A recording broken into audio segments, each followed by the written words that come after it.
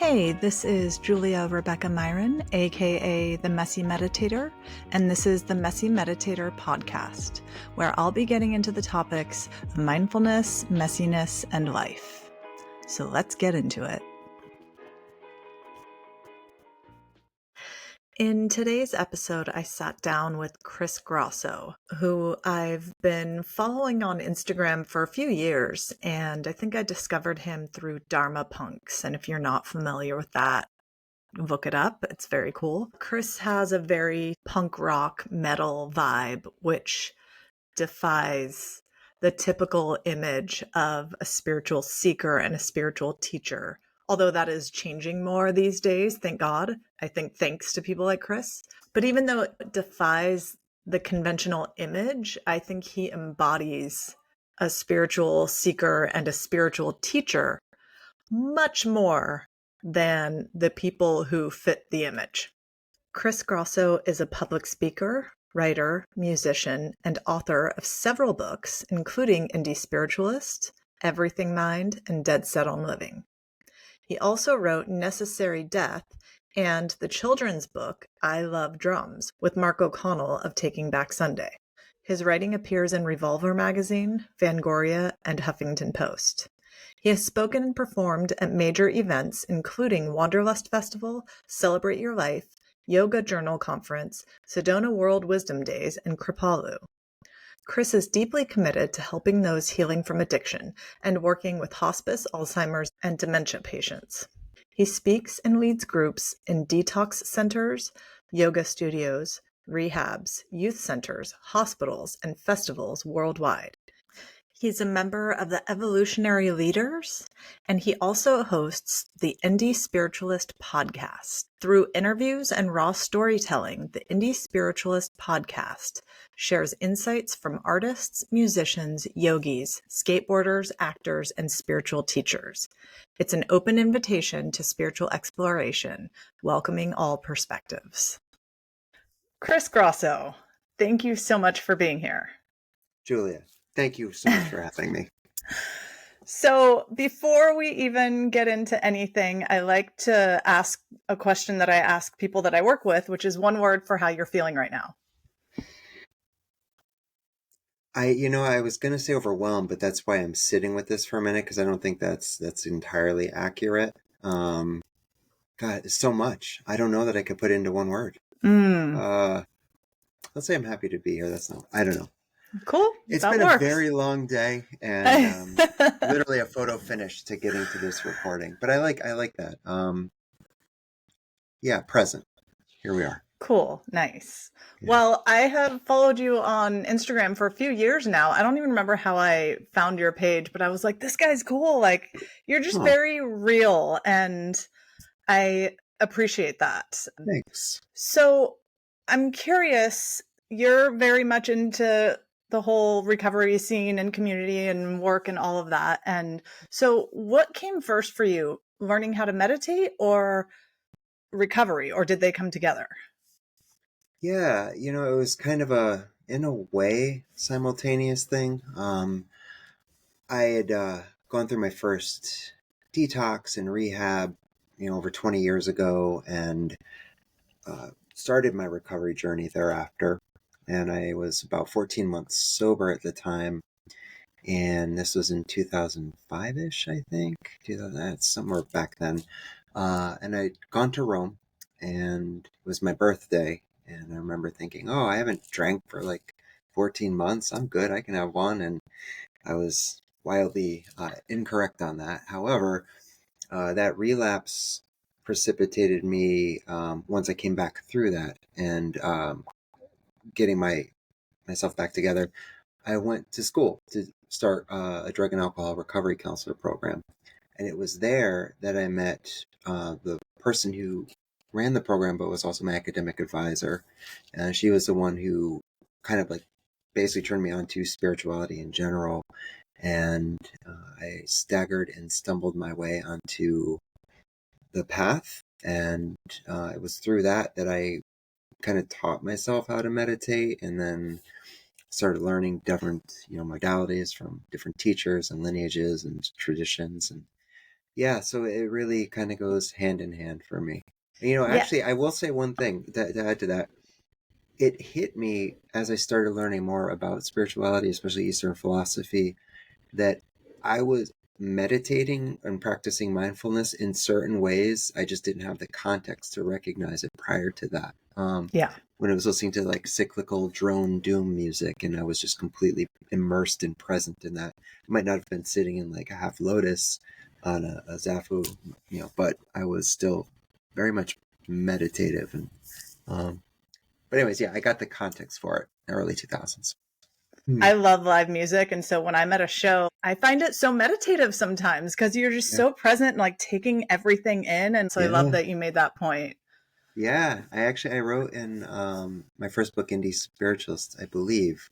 Is that or my second one, but about an experience I had. I was covering a Slayer concert. Of all the bands in the world, I'm covering Slayer for forgot if it was my website or a magazine, but I had a photo pass and I was up there and I was working with the I Am Loving Awareness mantra that Ram Dass had taught, and just next thing I know, everything was loving awareness. And Chris had left the building, and it was just this movement of like oneness. And there's upside down. Their amps are in upside down cross positions. There's flames. There's people moshing and crowd surfing, and it's chaos everywhere. But it was like the most beautiful flow, um, interconnected one of them that I've ever had at a Slayer concert. So yeah.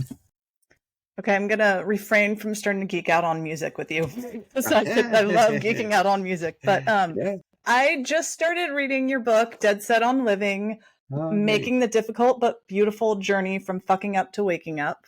And I Hmm. will talk about that in a minute, but I know that you mention in that book that you're an atheist, and you also just talked about spirituality, and you kind of touch on that a little bit in the book, but can you talk to me about atheism versus spirituality, like where you're at, where your belief system is, all of that? That's interesting. I don't remember calling myself an atheist. Mm. Then again, I don't remember calling myself a lot of things. So, you know what I might have written about when I was in high school, when I Mm. was 17, pretty much probably 13 through like 17, 18. I was very staunch atheist. Mm. I was also a dumbass, and I'm not saying atheists are dumbasses. Some of them are highly intelligent, wonderful people. Um, I just didn't know the difference between religion and spirituality. I truly didn't. And going back to that academic advisor I mentioned, she was the one who set me on the path. I remember waiting to meet with her to um, go over what classes I was going to take the following semester. And I was in her office and I looked up at her cork board, and she had, I think, like Kali, Ganesh, Mother Mary, I don't know, just different figures from the great wisdom traditions. And I was very confused by that. And when she came in, I was like, what do you got going on here? I thought you just pick one and go with it. And she just kind of smiled and laughed. And that's what, set me on my way. But um, up to that point, yeah, I was very much, I just hated the idea of like church and not even Christianity, churchianity, I guess I would call it. Um, However, where I'm at today, I call myself agnostic because I Mm-hmm. don't know. I don't. Mm-hmm. Anyone who claims to know, to me, like I don't care who it is. Yeah. I just, how does anybody know for sure? I Yeah. love quantum physics. I also love my teacher Ram Dass. But with over the last couple of years, I've even found myself questioning that. Not that he said anything I disagree with, but just I don't fucking know. So I Yeah. think agnosticism and flowing with a very open mind and open heart to whatever arises and showing up in the world and just trying to be a kind, compassionate human as best as I can. That's how I flow with that. But yeah, I don't know. There's some practices from the great wisdom traditions I still use on a daily basis that serve me well. Um, but I don't. Even when I was hardcore into the path, which I mean, I guess I still am in a way. I didn't call myself anything. I wrote this book, Indie Spiritualist, and people started calling me the Indie Spiritualist, and I hated it so much. It's like, no, that's the name of my website, and I don't want to be labeled or pigeonholed. But yeah, so that's a long way of saying agnostic, if Yeah. anything, and even that's a label. I don't know. I'm a. How about yourself? Where are you at? Good question. Well, before I answer that question, I'll just say that I just saw a clip, I think today or yesterday, of Ricky Gervais and Stephen Mm, Colbert sort of having a friendly debate over atheism, agnostic, all that. And Ricky Gervais was talking about how we're all really agnostic because we don't know and we can't know. yeah, So, really, yeah. but generally, if I have to label it, I call myself Buddhist light. But I just a little of everything, like what do they call it? Cafeteria spirituality. And I've also described my spiritual belief as I know that you've worked with Alex Gray and Yeah, yeah, have been involved with him. I yeah, feel like my spirituality can be defined in his artwork. Like sure. the I love that. theologue piece, like I'm like, Yeah, that's it right there. yeah, yeah. Um, so yeah, that's my answer. Great answer. Yeah, Yeah. I love that. I'm a very visual person as well, and I think Alex, the, there's several times I've gotten to just be in his and Allison's presence and share space with them. Um, to me, like they embody it. They truly are. Like I remember the first time I met him, just thinking this is one of the most like transparent, present, like humble, like lovely humans I've ever met. And same goes for Alice. They're just truly special people. I adore them so much, and uh, Hmm. very unassuming. And I mean, they're iconic in for their work, but they don't act like it whatsoever. And I love that about them. And when you're talking to them in a room filled with people, it's like you're the only person in that room until they're Hmm. talking to the next person and they are the only person in that room. And I appreciate that so much about them. I met him briefly a long time ago at Burning Man, back in my Burning Man Mm, days. nice, nice. And he was in the middle of doing a painting, and I just stopped. I was like, I have to give you a hug. And so I didn't get to know him on that level, but I love hearing Mhm. that about him. And so, Yeah, and you've been to the Chapel of Sacred Mirrors. Wait, that's what it's called, right? yes, Cosm, You've yes. been there, right? Yeah, I've taught there several times. Oh, man, I would love to go there. Yeah, and they opened up Entheon, which I haven't been since it opened, but I was beyond blessed to get a private tour when it was in its like inception stages. And then Mm. I think it was a month or two before it opened, the Grays gave me a tour, and it was just we stood in the middle of the Sacred Mirror room, and we all held hands and we chanted Om, and it was just like this is fucking happening right now. Like wow. And actually, that was the day. This was really cool. It was I didn't know this until the morning I was leaving. I drove up there to do a podcast with them, and I looked at my Facebook memories that morning, and it was 5 years to the day that I taught my first workshop at COSM. Oh, wow. It wasn't planned, but anyways, I told them that, and Alex is like, "Oh, well, he just looks up. He's like, that's not a coincidence." I'm like, "No, of course not." He says, "I have something for you for afterwards," and they were so generous in gifting me this beautiful print that Alex had done of Ram Dass before he passed away. There's only 300 of them, like in the world, and signed, and he just gave it to me. I was like, Jesus Christ! I think Wow. I saw one on eBay once for thousands of dollars, and but that's just the kind of people they are, like so lovely. So yeah, if And uh, if you get to go, where are you located? I'm in the Northern Bay Area right now in Okay, California. gotcha. Well, that's where I just moved from almost a year ago. But anyways, if you come out to the East Coast, go to Cosmo. Oh, I would love that. Yeah, So I worth it. would love to check that out one of these Yeah. days. So you mentioned Ram Dass, and you have gotten to work with him a little bit too, right? Oh yeah, yeah. You've gotten to work with a lot of people. How are you able to like get connected to all these amazing people? I mean, if you figure it out, you can tell me because I don't know. It really, it's. I sit back and I do think about that sometimes, and it's like, what the fuck? I don't know. I mean, yeah, a little effort in reaching out, but like when people ask me, how did you write a book or how did you speak at this or that conference, like all this shit really fell in my lap. And Hmm. it was something I learned that like when I show up for life and I'm doing the next right thing, cool shit can happen. I never intended to like really write a book, let alone several, or speak, with Ram Dass or other teachers at some major conferences. But that's just the way life unfolded. And that was then. And this is now like I haven't really been doing that lately. And But anyways, back to Ram Dass. Yeah, he's my guy.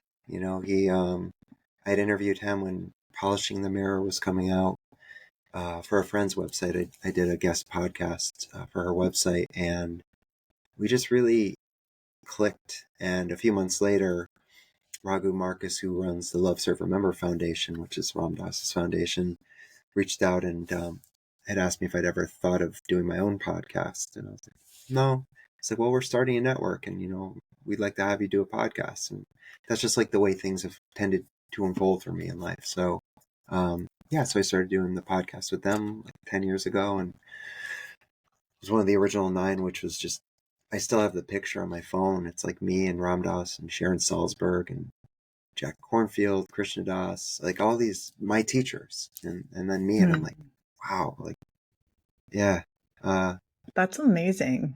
yeah, life's weird. Yeah.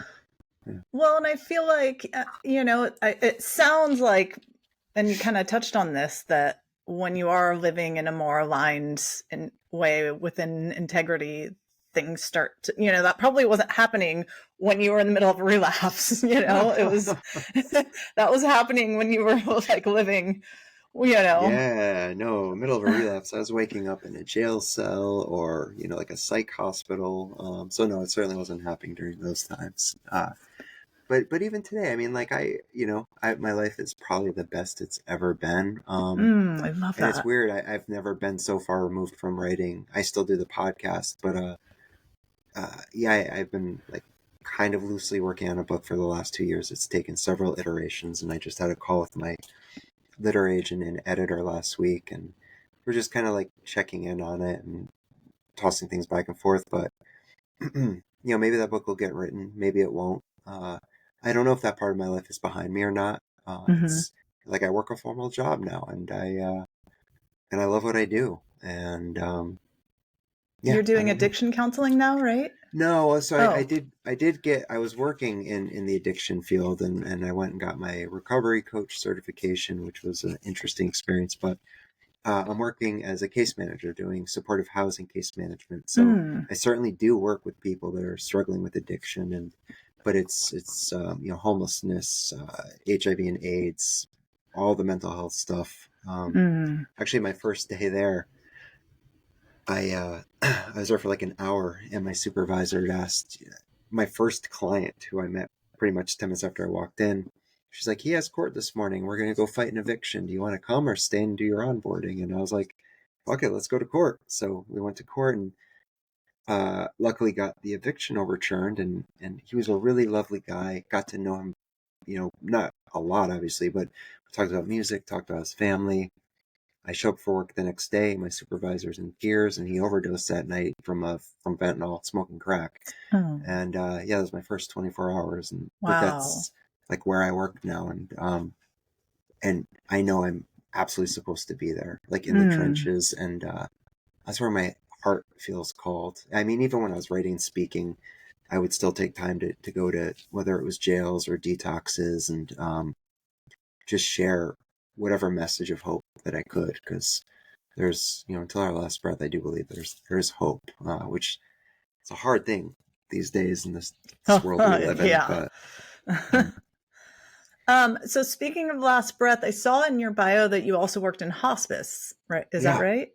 And yeah, I've also worked in hospice. So yeah, can you talk a little about your experience and what led you yeah, to that? sure. Well, so first of all, can I ask you? You said you're in the Bay Area, so do you know Vinny Ferraro or Frank Ostaseski, any of those Are they Dharma guys? no, is that from Oh, the like Zen hospice well, that or Frank, boy, Frank is amazing. I had him on my podcast last year. Vinny was originally with the Dharma Punks crew, and then there was kind of a rift there, and a split. And he does Big City or Big Heart Dharma, something like that. I don't know, but they're lovely, lovely people. And Frank is iconic in the hospice field, and mm, so Vinny does a lot of work with him, and I love Vinny. He's one of the real guys I have ever met. So, but anyways, what led me to hospice was, and it wasn't strictly hospice. It was a unit that was memory care and hospice, and then it mm-hmm. became a hybrid unit while I was in San Diego. So I worked my first formal job in like 10 years because I'd been writing and speaking. That's how I'd been making a living. And as I'm sure you're all too aware, California is not cheap, especially San Diego at the time. I don't know if it still is, was the most expensive city in the entire country to live in, um, which was wild. So yeah, I'm like, all right, I need to start working, but I need to work with people and some semblance of service. And so I found this job, and I'd never worked with that demographic of people. However, it wasn't, like I mentioned, it was a hybrid unit. So there wasn't just like dementia and Alzheimer's and hospice. We also had schizophrenia. We had sexual Mm. abuse survivors. We had suicide attempt survivors. You name it, it was there. And it was a locked unit, and I'd never seen anything like it. There was very beautiful, poignant moments with the residents, Mhm. and Mhm. sometimes I'd bring my guitar in and do guitar meditations, or I'd read like "Be Here Now" to them, or I would pull Alex Gray's Sacred Mirror cards. And other days I would be sitting, holding the hand of somebody as they were transitioning, and that actually happened once. Where that I did that, and then with like less than an hour later, I was out in the main area, and one of the residents who was an ex-Crip was in a major schizophrenic episode, and Mm. told me he was gonna like knock my fucking head off, and had to de-escalate that, and that was like, you never knew day to day, hour to hour, minute to minute what you were gonna get there. So it was really, boy, talk about an unflinching look at the human experience, and truly how messy it can get. Mm. Um, yeah, it was something, but I'm certainly grateful for it. So, anyways, how about your work with hospice? I was doing volunteer management. Well, I started Okay, out volunteering, and then 10 years later, I started working in cool, managing volunteers. nice. And I loved it.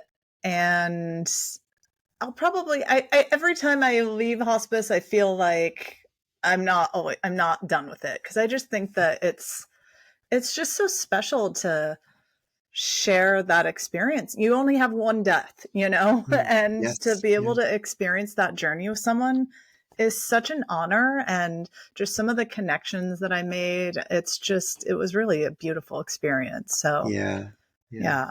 It is an honor. That's a great word for it. It truly is. Yeah, a very meaningful experience. Yeah. Okay, so I want to dive into your book a little bit. Well, Can we talk about your relapses a bit too? Is that okay? whatever comes up, comes out. I'm here for Okay. it. So I started reading this to prep for our conversation, and I didn't realize it would be like how much it would be just what I need right now. Oh, sweet. So, and I'm not done with it. I was hoping to finish it before we talked, but I'm a slow reader. So, Same. I get um, it. okay, so a little about my journey. I haven't dealt with substance addiction per se. I say per se because I feel like we're all addicted to something. I mean, I'm Sure. definitely addicted to social media and my phone and sugar, and then I also, when I was younger, self-medicated with weed a lot. Sure. Yeah. And even though it's not an addiction per se, it was really fucking hard to quit. Yeah, mentally, I worked with people, teenagers actually, a few that truly had a very real hard time. So yeah, but yeah, anyways. And I had a therapist who he was an ex junkie, and he'd been, done everything. He said out of all of the drugs, weed was the hardest for him to quit. And I was like, wow, that's Yeah, interesting. yeah. But for me, my issues have been with abusive relationships and emotionally abusive relationships. So in 2009, I was recovering from a very traumatizing breakup from an emotionally abusive fiance. And that Mm, kind of started my whole healing journey. I started going to therapy, quit smoking weed, learned how to meditate and practice mindfulness, and then that kind of started my journey uh, to healing. And right. it took me years to realize that recovery is recovery. Like, I didn't identify with the term recovery, and actually went to Bali and stayed in a house with someone who was there on a recovery program, and through her met a bunch of people who, I mean, one of them I still consider a soul sister, and they were Mm, all doing this program. And so I got to know the recovery community, and through that I mean, first they were all kind of, not all of them, but some of them were like asking me for advice. And I was like, huh. And that kind of made me start to think and realize that, like, oh, it doesn't matter what, just because it wasn't drugs and alcohol doesn't mean it's not, it can be abusive relationships. It can be, sex addiction, drug addiction, gambling, whatever. Like, recovery is recovery. Yeah. And so on that healing journey, I spent 10 years single, just working on myself. I mean, I dated a little bit, but mostly single, working on myself, just devoted to making sure I would never end up in that place where I began, just that rock bottom when I started the whole journey. Yeah, good And for you. and well, I'm not done the story yet. Okay, the saga or the plot thickens. Okay. Yeah, so yeah, and I was just diving into self-work and learning everything I could about healthy relationships, healthy intimacy, healthy communication, healthy relationship with self, all of that. And then when I eventually did get into a relationship again, it ended up being more abusive than all the others. Wow. And so, and then that lasted 3 years, and I ended that relationship about almost exactly 2 years ago. Mm-hmm. But I'm still picking up the pieces and dealing with the PTSD and all of that. Yeah. And I have carried a lot of shame because I felt like, God, after all of that hard work, how could I let that happen again? And so when I was reading your book, I was like, oh my God, that was my relapse. Because you're talking so much about relapse in this book. And I was like, that was my relapse. And you talked a little bit about it in the book, or at least so far, whatever in the book. And I also know that since you wrote this book, you experienced another relapse. Oh yeah, a couple. So I'm wondering, and by the way, all of this for me started in the pandemic, which fucked us all up. And I like to make that clear because, yeah, I think that's when you were going through some of your stuff, and everyone was going through something. Everyone was traumatized by that. So I always like to make that point because I feel like a lot of people just think we're over it. And I'm like, no, we're all still really fucked up from that. Sure. Yeah. But so all of that is to just ask, like, how have you been able to move through the shame that comes with, doing all this work, getting so far ahead or seemingly, and then to have a relapse or multiple relapses? Where are you at with your, like, does each relapse change your relationship to shame, or do you experience it every time, or how do you work with shame in those experiences? I've certainly experienced it every time, no doubt about it. Before I answer, I did want to say I love that you're talking about recovery through your lens. I couldn't agree more. I've talked about this a lot in the past in conversations, podcasts, or wrote about it in one of my books. But I had interviewed a wonderful Trappist monk named Father Thomas Keating. This is, I think it was back in like 2011. And I'd mentioned to him that I was in recovery. And his response was, well, I'm in recovery too, but I'm in recovery from the human condition and the varying degrees to which we suffer. And I was like, oh shit. Like, yeah. And so you're right. Like, we all are. Like, to be human means Buddha said, like, first noble truth, that there's suffering. But like he went on to say, there are ways in which we can suffer less, and here's a path to do so. So I appreciate you putting that, your experience through that lens, because it's absolutely just as fitting as substance use. It's just a different thing. For me, boy, yeah. So shame, guilt, I know they're two separate things, but I certainly experienced both of them a lot. And what I think started to shift for me this last time, so it was during COVID, and I was living with my then fiance, and I'd been struggling, like I drank and then I would stop for a couple months, and I could not get my bearings. And ultimately I chose that bottle over our relationship. And, I ended up checking myself into a psych hospital, twice over a 3-month course.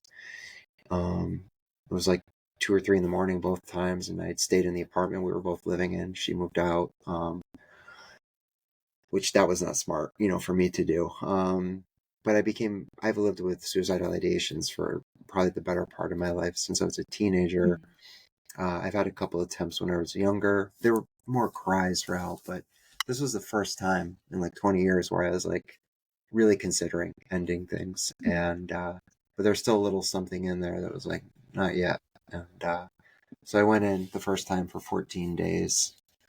And then I went to Pennsylvania. I got scholarship to a 30-day treatment program there, but it just didn't click. And I remember talking to my counselor there. I'm like, I don't want to drink, but something's not like it. Usually when I go and something would click, and I'm like, all right, good, I'm ready to go, like get back on track.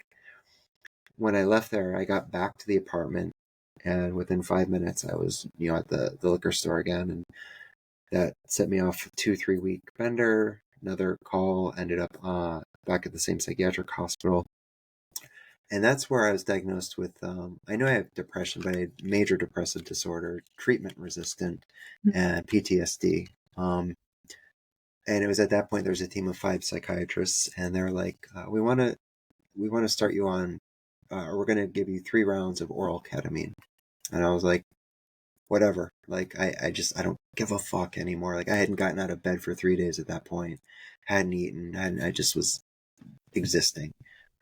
And I had done ketamine when I was like a teenager, like snorted it and partied. But Hmm. I had heard that there were good evidence-based studies being done out of Johns Hopkins and Columbia.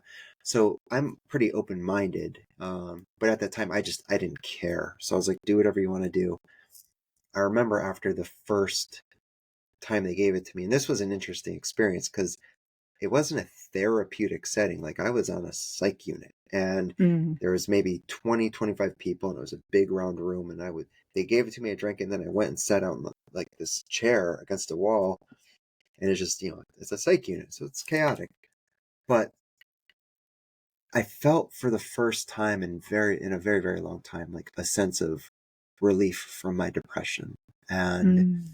I went on to study more about what was going on, and learned, there's great research that came out of Yale as well, that ketamine's hitting different receptors in your brain that antidepressants don't. And for people like myself, some people at least, that are treatment resistant, this can help where other things can't. And I've had success microdosing psilocybin as well. I want to be very transparent about that Hmm. too, Hmm. which I know certain 12-step meetings you go into, they'll run you out with pitchforks, but that's their shit, it's not mine. Hmm. It's been, those two things have been a game changer for me. And to get back to the shame part though, it's not just the medicine, it's the actual integration sessions that you do with the medicine, that I did with the medicine. And that's where things um really started to shift for me. I'm coming up in June on 2 years since that relapse. And Nice.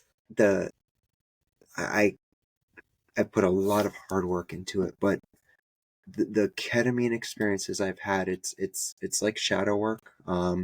It's I've seen parts of myself that were exceptionally difficult to look at.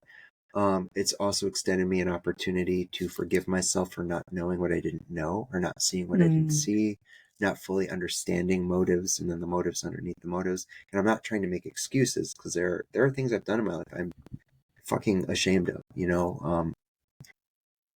But I've made the amends where I can.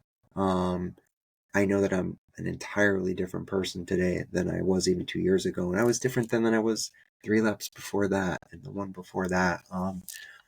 That experience opened my heart up so much more to people, that other people kind of like, that's a piece of shit. He did this, he did that. Like, people, for the most part, like, do fucked up things because they're fucked up. And I'm not saying that makes it okay, like, because it Hmm. doesn't. And things I've Hmm. done are not, it's not okay. Hmm. But I'm so grateful to understand what was going on, or have a better, understanding of what led to that, so that I can show up and be more skillful today, so I don't repeat those behaviors today. Um, and that's how I can hold space for people that, like, just have done shitty things. I mean, honestly, who amongst us hasn't done some shitty things in their Yeah. life? If we're going to be really real, Yeah. there's varying degrees of like shitty things, but fucking, we're all human beings, you know. Hmm. So really working with that and the integration sessions, and I've had 2 great therapists, one in San Diego while I was out there, and one since I got back here. In shame, I haven't really experienced it lately. I definitely, like, remorse comes up still quite a bit, Hmm. but in those moments, I sit with it, I hold space for it, and it's like, is there something I could do that I haven't done to right that wrong. And if I can think of something, I will act on it. And if there isn't, it doesn't mean there isn't something I could do that I haven't done. It just means I'm not aware of it. And if that's the case, then I just breathe and I have to let it go, because I can't make myself feel bad enough today to right any wrong I've done in the past. I can show up, continue to work on me so that I can help myself be well, help others. But that's kind of where I'm at with it today. And there's days where, like, easier said than done, because I will fall Mm-hmm. still into some not major depressive states, but like, things are dark and bleak, but I know I'll get through it, Mm-hmm. and I know that I've instilled like safeguards in my life, where I have a therapist, I have people that I'm accountable to in my life, so that I have checks and balances, because I don't ever, ever, ever, ever want to go back to that place in my life. And I am very cautiously optimistic each day that Mm-hmm. that I'm not going to. But who knows what tomorrow will bring? I can just say that I've never felt like I do today in my life, after the work and the deep dives I've done. And of course, there's still more there, I'm sure. But so it's a long-winded way of how I deal with shame when it comes up. But again, it's not just the medication, it's that integration, and Mm-hmm. in whatever way people can tap into that, because I had done EMDR, I'd done every kind of therapy you can name, meditation, nature, mysticism, like, you name it. Over 20 years I've done it. This just for me was a game changer. Mm. So yeah. Yeah, I feel like a lot of these things too are just a moment by moment practice, because one day we'll feel, resolved, and then the next day we'll be in it. Yeah. So, Yeah. but I love that. I was going to actually ask you about psychedelics, because I am so fascinated and compelled by all of the evidence Yeah. around psychedelics, particularly with trauma and addiction. And I'm Yeah. actually, the next person I'm going to be interviewing for the podcast is a psychedelic integration coach. Oh, So, lovely.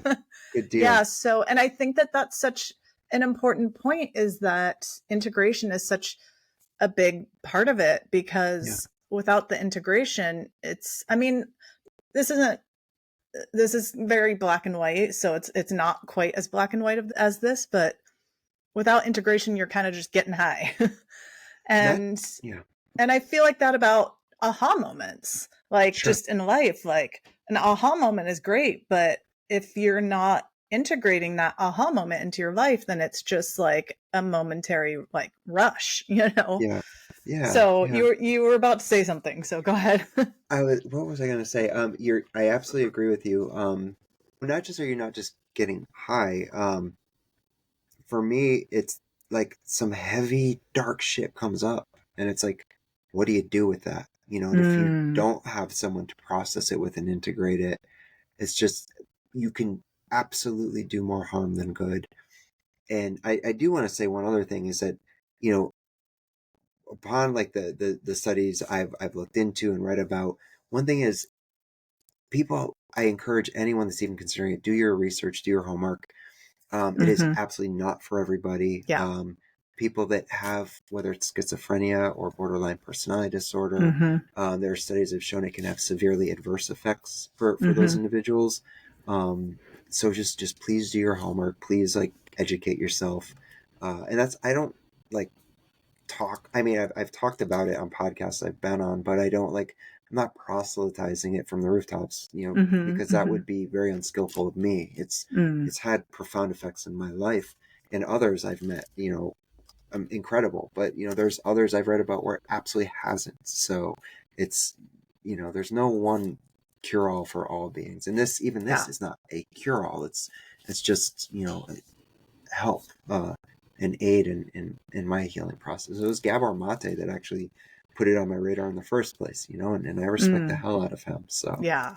My interpretation of what you said was you kind of go to dark places on yeah. psychedelics. Is that accurate? Well, no, Or dark stuff comes up, or it can, yes, not okay. every time. I want to be clear, but no, like, a lot of people Or are if in like, your experience is what I mean. yes, Okay. there are beautiful moments, and it's like completely like transcendent, and it's like, oh, I feel like sometimes I remember that, like, everything really is okay, and everything is going to be okay.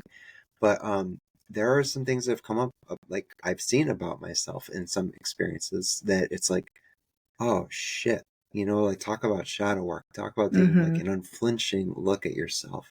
Um, and that's not to say you can't do that without psychedelics. Like, Mhm. absolutely, and I'm Mhm. sure people can, but um, yeah, for me, like I said, it's been exceptionally healing and helpful, and yeah, just I share that just because I think sometimes people get the wrong idea that it's just like this blissful experience and it's wonderful, and there are those moments. Don't get me wrong, but there can be for some people, myself very much one of them, some heavy shit that happens. Yeah. So, For me, back in my psychedelic days, I was like the blissful, like it was always mhm. blissful for me. Yeah, And I would yeah, always walk away feeling like the universe is beautiful, the world is beautiful. Like that was always it was like a self therapy. Like I started in my teenage years just, for fun. And then yeah. once I got into my 20s, it became more of like a spiritual and therapeutic thing. And I didn't like to do it at parties or around other people. I would only do it by myself. And this was psilocybin.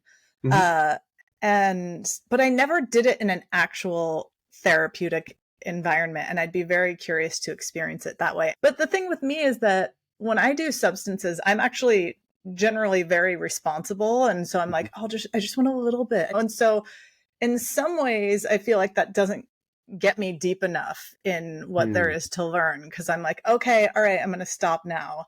And I think if I would keep going, I would see. I mean, I still saw some shit, but I would really fucking Sure. see some shit. And so part of me is like, oh God, like I did I hold myself back? But that's whatever. I just think it's interesting your experience, and yeah, it's a curious exploration. But I also love that you did make the point that people do need to do their research because Absolutely. it's so true. It can trigger psychosis and all kinds of other stuff. And Yeah. I Yeah. think, I mean, even weed can, but Yep. and actually, Yeah. even mindfulness and sitting in meditation can maybe not psychosis, but you can have adverse effects Hundred if percent. if you have too much trauma, and things like Yeah. that. But I just had Lama Rod Owens on my podcast last oh my week, and God, I would love to. He's on yeah, my wish list. yeah, he's a sweetheart, and we one of the things I asked him was like, do you? I forgot the verbiage, but it's like, what do you, what do you think, when it comes to mindfulness and meditation, people with trauma and PTSD, like sometimes when all the great spiritual teachers are like, sit, meditate, be with it. It's like, yeah, like that's part of it, but like sometimes that shit can be too much. I've directly experienced that, and he wholeheartedly agreed. And yeah, so we talked a bit about that, and also I remember there were times where I was using meditation personally just as a means of aversion. I was dropping out. I was Mm. feeling great. Like it wasn't really to connect deeper. It was just like, fuck this world. Like I'm going here for a while, and I just remember like I had a moment one day where I was like, "What am I doing?" And I mean, sure, better that than like a bottle of fucking whiskey or vodka, but still, it wasn't like out of the same ballpark of why I was doing it. Why I would pick up a drink to sit down on my cushion. Um, but yeah. So, okay, something that came to mind in regards to trauma is that so Gabor Mate's work, he's really shined the light on trauma kind of being the root cause of addiction, Mm, or at least that's, I guess, the theory, and it seems to make a lot of sense to me. sure. Yeah. But I also, it seems like something like going through a relapse in itself sounds traumatic. And Absolutely. so, like, how does that work when you're like, the trauma is what gets you to relapse, and Yep. then the relapse causes more trauma? So, how do you deal with that? Or is Yeah. it back to the ketamine? Yeah. So here's the interesting thing. When they diagnosed me with the PTSD, it was when I was at that psych hospital, and Mm. I would have never personally said PTSD, but the way they started explaining it to me, it really made sense. Like all of the times, like there was a time in Dead Set on Living, like right in the beginning, I talk about waking up intubated, like that was probably the most traumatic experience I've ever had, waking up and that was, my God, just being strapped down to the bed, not being able to breathe, going into a full blown panic attack. after, 24-hour relapse. I think I blew like a 0.52 BAC when I got there. But that's one of like myriad experiences I've had, like waking up in a psych ward with like just seeing fucked up things, like nearly dying many times over. Like that is Mm. traumatic, and that is still PTSD, even though it's, it's different than say what's typically thought of like with a war veteran. It's still very much textbook PTSD. I Hmm. never knew that, and they were the ones who kind of like, yeah, sure, opened my eyes to that. So, gosh, in this last relapse I woke up in a hospital bed in San Diego. I was naked underneath the sheets.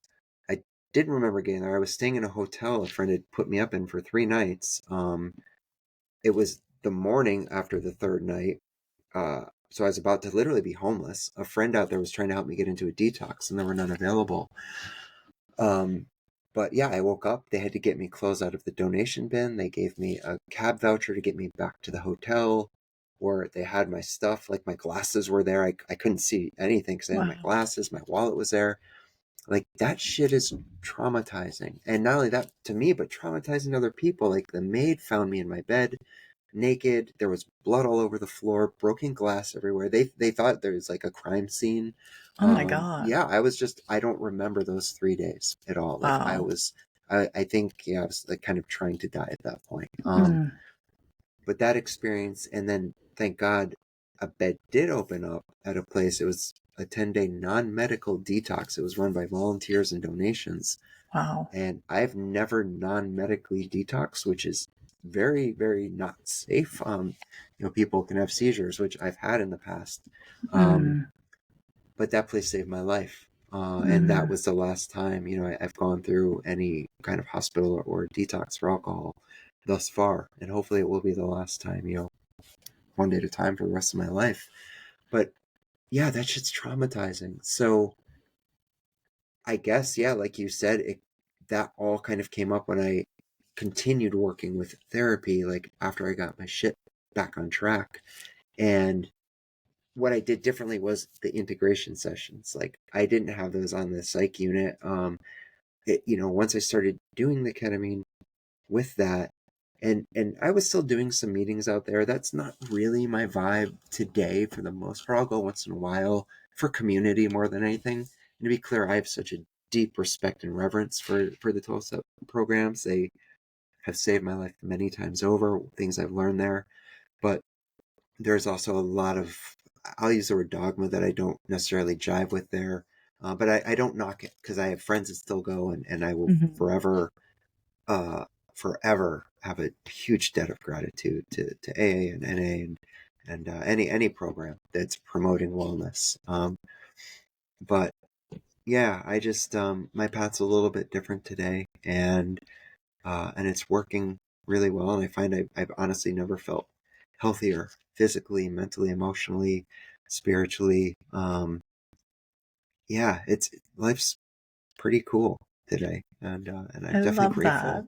I Yeah. love that. Even when it's not cool, it's cool because it's like I know what the alternative could be, and Yeah. fuck that. So, Yeah. I love that. Oh my gosh. That's a good place to kind of bring things to a close, but I want to yeah, ask one final question, which is sure. if you could send one message out to every single person on earth, what would that be? Oh, I guess just please, in whatever way you're able to, try to be a little gentler with yourself. Like whatever that looks like. Please, like life is hard enough. Human beings are hard enough on one another. If your listeners or you are anything like me, I'm harder on myself than I am on anybody. I call it the fuckery committee in my head because it just speaks nonstop fuckery. Hmm. But I've learned, like, gosh, over these past 20 years, but really in the last 2 years, to make it an honest practice and priority in my life to have more self compassion, be better to myself, and know that it's okay to, to be kind to myself. I don't have to believe all the shit talking that goes on in my head. And a lot of that's just outdated paradigms that are spinning their wheels. So yeah, just in whatever way you can. Uh, whether it's taking a bath, going for a walk, like, I don't know, going to a show, whatever it is, like, just be a little kinder to yourself if you can. You're worth it. I don't know you, but you're worth it. Like we all are. I do believe that. Even that piece of shit in the White House. Sorry to get Mm-hmm. political, but he is worth kindness too. He is Well, too. that's a tough So one. I know. I think you And mentioned in this book that Ram Dass had him on his altar. And yeah, I was yeah, oh like, oh yeah, man, that is the deepest work that I could possibly think of is having yeah. forgiveness for him. I remember But Ramdas. I was talking to him shortly before he passed away, and he's like, "Oh, that man is gonna have his comeuppance." But yeah. you know, oh well. But he too. We are all deserving of compassion. We are, because inside of it, we're just acting out traumas and hurt and pain and unresolved shit, and doesn't make it okay. But like, yeah, I don't know. This life's hard, so just yeah, try to be kind to yourself and others. Mm-hmm. Be cool and don't be an asshole. That's one of my business ethos is all vibes welcome, just don't be an asshole. There it is. Yeah, just don't be an Yeah. asshole. Yeah, Yeah. yeah. And I said that was my last question, but I have one more. What are you able to name what your favorite live show you've ever seen is? Oh my gosh. Oh, so many, so many. I would have to say, probably just because I was like in high school at the time and I got to like miss school for a day. My dad took me with one of my friends and his dad. It wasn't a show, this was a concert, but it was Guns N' Roses, Metallica, and Faith No More. And it was on the Angel Dust for Faith No More, Use Your Illusions for Guns N' Roses, and Black Album for Metallica. And that was before I really got into punk and hardcore. But that was just like surreal for me. But if we're talking show, smaller venue, I'd have to say maybe like an obscure Dead Guy Bloodlet show I saw once at a club called Max Saloon. It's like two of my favorite bands. Just and Die My Will played that show too. Bands probably most of your listeners have never heard of. But how about you? Oh my God, that's a hard one too. Uh huh. It's really hard because I don't know, the first time I saw Erica Badu and the first time I Mm. saw Mos Def were pretty Hmm. epic. Hmm. But then, like, in the 90s when I was in high school, there was like a lot of fun Scotch. Like, I saw Sublime when they were Hmm. like one of Bradley Knowles' last shows, No Sure. Doubt when they were still a fun ska band. Like, those were Yeah. really fun concerts. Yeah. But yeah, I think probably the first time I saw Erica Badu in the last time I saw her too was pretty good. But I'd say the first time I saw her and the first time I saw Mos Def were pretty epic experiences for me. See, that's yeah, like that opens a whole can of worms because like I almost said Stevie Wonder. I saw him once, and then Oh yeah, that was amazing. But then I yeah. saw Tribe Called Quest before, shortly before Fife passed away, and they co-headlined the Rock the Bells tour with Nas with a live Ooh. band, and Farside was there, Souls of Mischief, De La Soul, Black. It was nuts. Like the roster was off the. It was my hip hop dream show minus MF Doom, but yeah, this question we could talk about I for. know, I know, That's a I fun one know, though. I That's know, cool. You I got to see know. Erica Badu though, and Mos Def. Yeah, Mos Def actually was at the show. Black Star played that show I mentioned too. So him and yeah, Talib Kweli were there. It was awesome. yes. I've Yeah. seen him and Erica like multiple times. I think I've seen him 8 Nice. times and Erica like 6 or something, and Black Star a couple times, and once Erica and Mos Def together. So yeah. I love it. I never got to see Erica, but the first big conference I spoke at was called Sedona World Wisdom Days, and India Ari was a presenter there. Mm. And that was cool to meet her. She was super sweet, but I've never seen Erica Badu. But maybe one day. Erica Badu is my all-time favorite, Yeah, and I she's lived in amazing. Sedona for 4 years actually. Oh, no So shit. yeah, yeah, but I've I only don't been think it that was. once. I don't. It was. I think after. I don't know when did that was a long time ago that you did that, Yeah, right? that was like 2015, maybe. So about Okay. 10 years ago. They only did it for like 3 or 4 years, but Yeah. it was surreal. Like that was the only time I've been to Sedona, but Cathedral Rock and just seeing all the cool. I Yeah. definitely want to go again. It was awesome. Yeah. Cool. Well, before we log off here, what is there anything you want to share, plug, anything like that? No, I'm not plugging shit today. I'm just me. Nice. I've got books out there, but I don't, like, nah, just be well to yourselves. Please, like if you're listening to this, thank you for taking the time. I hope you walk away with something. And thank you, Julia, like for your voice and showing up how you are. Like the world needs so much more of this, especially now. So, much respect and gratitude to you, and thanks for having me on. It was fun. Like I don't do many podcasts anymore. Just it's not really my thing. But I don't know. I felt called to do this one, so I'm glad Oh, that I thank I you said so yes. much. I'm so Messy glad that you meditator. did. I'm like, yeah. I'm like, all right. I'll get a little messy for a minute. That's cool. So I yeah, love it. Yes. Well, yeah, I'm grateful because I've wanted to cross paths with you for a few years now. yeah. And well, everything that you just said, I say back to you. I appreciate how you show up and you're just so real. And Thanks.